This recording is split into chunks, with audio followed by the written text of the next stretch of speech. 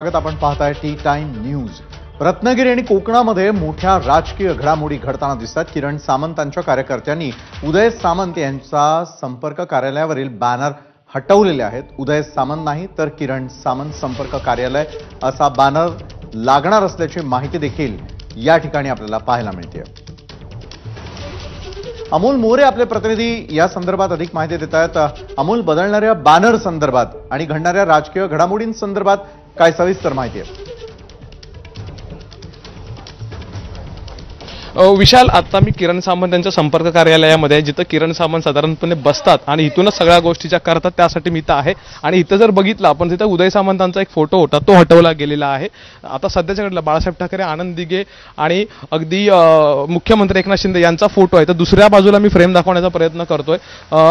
Cameraman जो आहे त्याला आपण मूव्ह करण्याचा प्रयत्न सांगतोय. आता हा जर इथलं जर आपण एकंदरीत हे लोकेशन बघितलं, इथं जे हँगर्स आहेत लोखंडी, त्या ठिकाणी देखील एकंदरीत एक बॅनर होते आणि त्या ठिकाणी अगदी उदय सामंत यांचा फोटो देखील होता.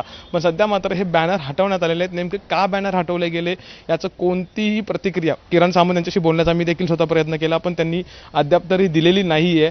आणि विशेष बाब म्हणजे किरण सामंत संपर्क कार्यालय अशा प्रकारचं एक पोस्टर जे आहे सध्या ते सोशल मीडियातला काही प्रसार माध्यमांमध्ये फिरतंय रत्नागिरी शहरातल्या ग्रुप. याचा अर्थ काय नेमका अमोल? कुठेतरी अगदी किरण सामंत यांचाच दुजोरा आहे का?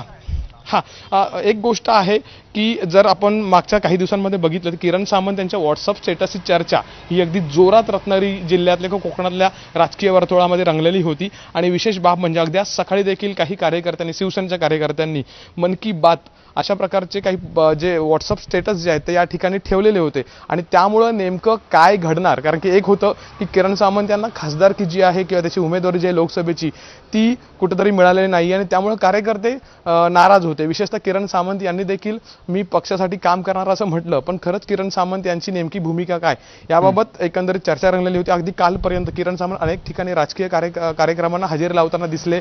अगदी त्यांनी काही ठिकाणी कार्यक्रम संपर्क देखील साधून महायुतीसाठी प्रचार देखील केला. पण अचानकपणे हे बॅनर्स जे आहेत ते सध्या हटवलेले आहेत. विशेष बाब हीच आहे की किरण सामंत यांचं हे कार्यालय जे आता आपण बघतोय ते गजबजलेलं असायचं आणि अगदी अतिशयोक्ती वाटेल पण मुंगी शिरायला देखील वाव नाही अशा प्रकारची गर्दी या कार्यालयामध्ये कायमस्वरूपी दिसून यायची. पण इलेक्शन्स आहेत, अशा वेळेला कार्यकर्ते गेले कुठे? त्यांच्या ऑफिसमध्ये जी गजबज दिसून येणं अपेक्षित होती ती मात्र दिसत नाहीये. आणि त्यामुळं याचा नेमका अर्थ काय? अर्थात किरण सामंत यांच्याशी बोलण्याचा प्रयत्न केला त्यावेळी सध्या मी काहीही बोलणार नाही असं त्यांनी सध्या म्हटलेलं आहे. अर्थात हा आदेश नेमका कुणाचा आहे याबाबतचं स्पष्टीकरण होत नाहीये.